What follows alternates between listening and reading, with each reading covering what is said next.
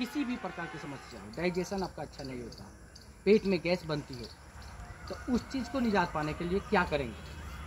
ठीक है, पेट को हम स्ट्रॉन्ग करने के, पेट का पाचन शक्ति स्ट्रॉन्ग करने के लिए, पेट का डाइजेशन अच्छा करने के लिए हम क्या करें, पेट में गैस ना हो हम क्या करें, आज इसी पे हम टॉपिक पे बात करेंगे आपसे। तो सबसे पहले हम मॉर्निंग में उठेंगे, सुबह उठ के गुनगुना पानी करेंगे। क्या करेंगे? गुनगुना पानी करेंगे और इस विधि में बैठेंगे। इस विधि को मलासन विधि कहते हैं। योगा में इसको क्या कहते हैं? मलासन विधि कहते हैं। और इस पानी को सुसुम करके और ग्लास में रख के, ये नहीं कि कुछ और, ग्लास में रख के अब बर्तन जो हम गर्म करेंगे वो पात्र कैसा होना चाहिए? अल्मुनिया का नहीं होना चाहिए। ठीक है, स्टील का हो सकता है लेकिन अल्मुनिया का पात्र नहीं हो। अल्मुनिया के पात्र में पानी गर्म नहीं करेंगे, स्टील के पात्र में पानी को गर्म करेंगे, ग्लास में रख के और सिसिक के पिएंगे। ये नहीं कि एकदम गट पी ली, ऐसे पानी नहीं पीना है। हम लोग सिसिक के और पूरे मुंह में लभेर कर उसके बाद में पिएंगे।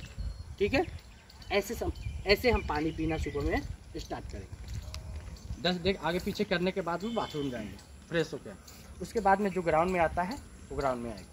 ठीक है, इसके बाद में जब भी हम खाना खाते हैं तो आजकल के ऐसा फैशन बन गया है कि खड़े खा लेना, मतलब जैसे मन तैसे खा लेना। यदि आपका सही बता रहे हैं, यदि आपका पेट डाइजेशन सही नहीं होता है, बार बार डॉक्टर्स के पास जाते हैं तब पर भी आपका समस्या का निदान नहीं मिलता है, तो सबसे अच्छा है खाना खाने का कि आप पॉलीथीन मार कर जमीन भूमि पर बैठ जाए, एक कुछ बिछा लें नीचे ज़मीन पे और उस भूमि पे आराम से पॉलीथीन मार के ऐसे बैठ जाए और कोशिश करें कि जहाँ बैठे वहाँ पे जब हम 10 बजे खाना खाते हैं 11 बजे, उस समय चाहे 9 बजे जो भी खाता है, उस समय हमारा जो सूर्य का प्रकाश हो हमारा नाभि पे पड़े। ये क्या होता है, मणिपुर चक्र आपका जागृत होता है, और जब आपका मणिपुर चक्र जब जागृत होता है तो किसी प्रकार का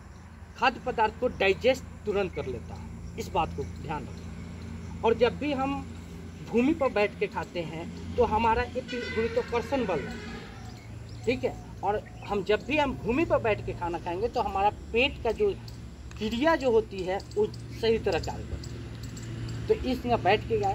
दूसरी नंबर बात, जब भी हम खाना खाने बैठे, मोबाइल, टीवी, इस प्रकार के जो भी वस्तु है उससे हम दूर रहें। ऐसा नहीं कि हम खाना खा रहे हैं मोबाइल देख रहे हैं। खाना को ऐसे खाइए कि मतलब उसको मस्तिष्क को सूचना मिलना चाहिए, सही से इन्फॉर्मेशन मिले कि हम खाना खा रहे हैं। जब मस्तिष्क को सूचना मिलेगा तो आपको क्रिया सही से करेगा। ऐसा नहीं कि हमारा ध्यान कहीं है, खाना खा रहे हैं। टेंशन में खाना नहीं खाइए। यदि आप काफ़ी टेंशन में हो चुके हैं तो खाना को उस समय के लिए बंद कर दीजिए, खाना मत खाइए। ठीक है, एक गिलास पानी पीजिए, आप माइंड को फ्रेश कीजिए, उसके बाद में खा जो भी खाना खाते हैं उसको खाइए। ऐसा नहीं कि मतलब हम गुस्सा में हैं, एथी में हैं, चिड़चिड़ापन करके खाना जो ऐसा चीज़ है ना कि बहुत साफ सुथरा जगह पर बैठ के खाइए और शांति से खाने वाली चीज़ होती है। ऐसा नहीं कि हबराई में हमारा ये चीज़ छूट रहा है, वो चीज़ छूट रहा है, जल्दी जल्दी खाए हैं तो आपका पेट का डाइजेशन सही नहीं होगा, ज़िंदगी में सही नहीं होगा। नेक्स्ट बात, जब भी हम खाना खा रहे हैं उस समय घुट घुट कर पानी न पिए। बहुत लोगों की आदत होती है जो खाना खाते हैं और पानी घुट घुट करके पीते हैं, तो वो हमारा जो जठर अग्नि जो है, जो जठर अग्नि जो हमारे पेट में है वो क्या होती है, ज्वलनशील होती है। जब हम खाना खाते हैं ना तो ज्वलनशील होती है, वो खाना को डाइजेस्ट करती है। और जब भी हम पानी पी ले, फॉर एग्जाम्पल आपको हम कर रहे हैं, किसी पात्र में हम आग जला दिए और उसमें हम पानी डाल देंगे तो आग जलेगा, बुझ जाएगा। सेम उसी तरह हमारा पेट में फंक्शन काम करता है। तो हम कह रहे हैं कि उसी चीज़ को हम पानी पी लेते हैं तो हमारे डाइजेशन को क्रिया को बिगाड़, हम खाना भी खा लिए, पानी भी पी लिए तो हमारा डाइजेशन को ऑटोमेटिक है कि अपचन हो जाएगा। हमको पेट में जो खाए हैं उसको डाइजेस्ट अच्छा से नहीं होगा। घुट घुट कर पानी पीना बंद कीजिए और खाना खाने के कम से कम 45 मिनट पहले और 1 घंटा बाद पानी पीने की आदत डाल दीजिए। इससे क्या होगा, आपका पेट कभी खराब नहीं होगा, जीवन में कभी खराब नहीं होगा। और हम जो भी सामान खाते हैं, जो भी चीज़ खाते हैं, खाद्य पदार्थ, तो बहुत से जगह हम लोग नाश्ता मिलता है तो खाते हैं, तुरंत पानी ले लेते हैं। वैसे चीज़ से आप लोग दूर रहिए और पेट को थोड़ा सा अंतराल दीजिए खाने का।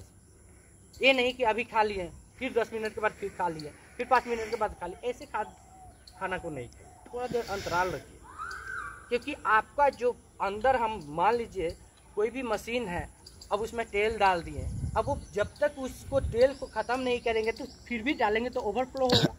सेम हमारी तरफ पेट है, जब भी हम खाद्य पदार्थ को खा लिए और खाए हैं, अभी पचा, डाइजेस्ट हुआ है नहीं, फिर उसके बाद हम खा लिए तो क्या होगा, ओवरफ्लो होगा, वोमिटिंग होगी, लूज मोशन होगा, ऐसे अनेक प्रकार की प्रॉब्लम क्रिएट कर सकती है। ठीक है, खाने में हमेशा फाइबर की मात्रा लीजिए। जब भी हम खाना खाते हैं तो उसमें सलाद का सेवन कीजिए। और जो भी आजकल पेट में गैस होने का कारण हो गया है कि हम लोग गैस पर खाना खाते हैं, तो गैस जो जलती है वो आपको 250 से ज़्यादा टेम्परेचर देती है। ठीक है, और खाना को पकने के लिए हमको कितना टेम्परेचर चाहिए, 100 डिग्री। कितना डिग्री चाहिए, 100 डिग्री पर खाना पकता है। और 250-300 के ऊपर जाता है तो खाना जलता है। लगता है कि खाना हमारा पक रहा है, लेकिन वो खाना आपका जल रहा है। क्योंकि हम जानते हैं, क्योंकि खाना पकने के लिए हमको 100 डिग्री 100 चाहिए, और उसमें क्या होता है 300 लगभग चल जाता है, जिसके कारण क्या होता है, खाना को जलाता है, पकाता नहीं है, जलाता है। और जब भी हम कोई भी पदार्थ जला हुआ खाते हैं तो वो डाइजेस्ट होने में पेट को काफ़ी कठिनाई करनी पड़ती है। नेक्स्ट बात, जब भी हम मैदा का सेवन करते हैं, मैदा से बनी वस्तु का सेवन करते हैं, तो भी हमारा पेट आपको अच्छा से डाइजेस्ट नहीं करता है। क्योंकि जो चीज़ में आपका चोकर की मात्रा न हो वो आपको सही से डाइजेस्ट नहीं होने देगा। इसीलिए बोला जाता है कि यदि आपको पेट में बार बार समस्या होती है तो चोकर युक्त खाद्य पदार्थ को खाइए, चोकर युक्त रोटी खाइए। बहुत से पेशेंट थे जिसको हमेशा पेट में प्रॉब्लम होती थी, तो हम उसको बताए कि क्या कीजिए, आप चोकर को क्या कीजिए, गुनगुना पानी में लेकर घोर कर उसको पी लीजिए, आपका पेट की कुछ समस्या को हल कर देगा। अब ऐसा होता है, चोकर में वो गुण पाया जाता है। मैदा क्या होती है, उसमें चोकर बिल्कुल नहीं होता है, जो हमारे आंतों में चिपकना स्टार्ट हो जाती है और पेट का डाइजेशन आपका फंक्शन खराब कर देता है। जब भी कभी भी हम लोग क्या करते हैं, कभी भी आंत देखा होगा, आंत बहुत लंबा होता है, जैसे आंत होगा ना वैसे ही मस्तिष्क की होती है, अंदर देखिएगा। तो हम जब भी खाना खाते हैं तो आंत में क्या होता है, खाना को सट जाता है। आंत में खाना जब चिपक जाता है तो मान लीजिए कि पानी का जो नली है, उस नली में हम मतलब परत जम जाता है तो पानी की मात्रा कम हो जाती है। सेम हमारी वही पदार्थ होता है। हम जब भी हम खाद्य पदार्थ को कोई खाते हैं तो हमारे जो नली है उसमें चिपका हुआ रहेगा, तो क्या होगा, सही से डाइजेस्ट नहीं होगा। इसलिए हम मॉर्निंग में, सुबह में यदि 1 से 1.25 लीटर पानी को हल्का सुसुम करके पिएंगे तो उस चीज़ को क्या करेगा, साफ करेगा। और साफ करेगा तो हमारा पेट का डाइजेशन भी स्ट्रॉन्ग होगा।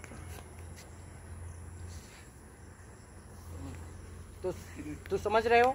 तो इस तरह की क्रिया कीजिए।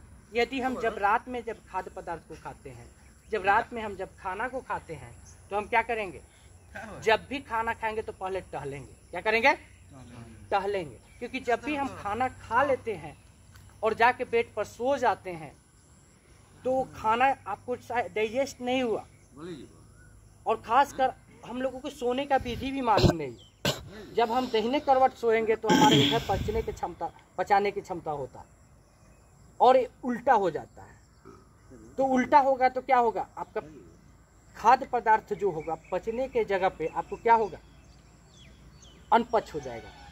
जो बहुत से लड़का है जो आप दाहिने करवट से सोता है उसका खाना, उसका पाचन शक्ति कभी स्ट्रॉन्ग नहीं होता है। इसलिए कोशिश कीजिए कि हम बाएं करवट से, और जब भी हम खाना खा लेते हैं तो पहले टहलेंगे थोड़ा, और जब भी हम बेड पर चले जाए तो वज्रासन विधि में बैठ जाएंगे। ऐसे खाना खाने के बाद में यदि हम ऐसे बैठ जाते हैं और यहाँ पे हाथ रख के अपने नाभि के पास थोड़ा सा ध्यान को केंद्रित करते हैं तो हमारा पेट का डाइजेशन स्ट्रॉन्ग होगा।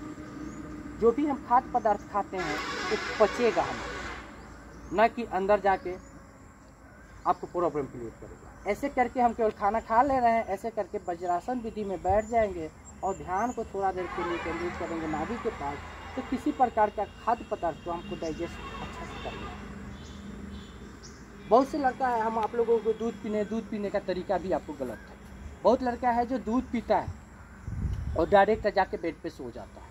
ऐसे क्रिया को आप मत कीजिए। जब भी आप दूध पीते हैं तो कम से कम 15 मिनट आप टहलिए। यदि आप 15 मिनट टहल रहे हैं तो वो दूध आपका डाइजेस्ट सही से होगा, क्योंकि भारी पदार्थ होता है दूध में हर विटामिन पाए जाते हैं, एक विटामिन सी को छोड़कर। और जैसे ही विटामिन सी के संपर्क में आता है तो दूध फट जाता है, तो वो भारी होता है। वो खाद्य पदार्थ, वो पेय पदार्थ जो होता है दूध, वो भारी होता है, जो हमारे शरीर में पचने में काफ़ी स्ट्रॉन्ग मेहनत काफ़ी करना पड़ता है। तो इसलिए हम लोग टहलेंगे उसके बाद, क्योंकि जानते हो कोई भी विटामिन, प्रोटीन, अब मान लीजिए प्रोटीन ही हम खा रहे हैं, कैल्शियम ही खा रहे हैं, यदि हम कैल्शियम और प्रोटीन खा रहे हैं और तो हमारा पाचन शक्ति मतलब देखिएगा कि सही नहीं रहता है। कारण क्या है? उसको पचाने के लिए क्षमता चाहिए उसको। ये नहीं कि कैल्शियम बोल दिए तो एक बार कैल्शियम का गोली दूता है, विटामिन बोल दिए तो विटामिन खा लिए भरपूर मात्रा में। तो इस चीज़ को नहीं करेंगे। ऐसे कीजिएगा तो आपको समस्या क्रिएट हो सकती है। यदि आप दूध भी पीते हैं तो आपको पानी का सेवन करना चाहिए। सबसे बड़ी बात है, यदि आप केवल खाद्य पदार्थ को खाते जाइएगा और पानी अच्छी मात्रा में नहीं लीजिएगा तो भी आपका पेट का प्रॉब्लम क्रिएट हो सकता है। इसलिए हम लोग जब भी कोशिश करेंगे, हम लोग फिजिकल करने वाले कम से कम 6 लीटर पानी का सेवन करेंगे। कितना? 6 लीटर।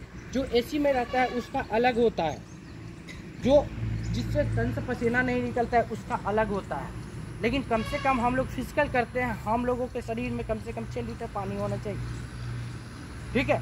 तो ऐसे करके खाना खाइएगा, ऐसे पानी पीजिएगा तो हमारा पेट का डाइजेशन कभी बिगड़ेगा ही। केवल इतना बात को ध्यान में रखिए। खाना खाते वक्त कैसे बैठ के खाएंगे? भूमि पर बैठेंगे। कहाँ?